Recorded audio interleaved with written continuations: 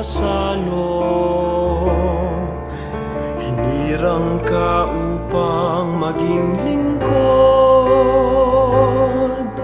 kasama ng sambayanan sa pagdulog. Sa pag-ibig ni Kristo nabubuklod. Ikaw ay parin ni Kristo, tagapagpahayag ng mabuting balita sa mga tao. Ito ang buhay at lakas mo. Sa iyong pagkatao, sinasalamin mo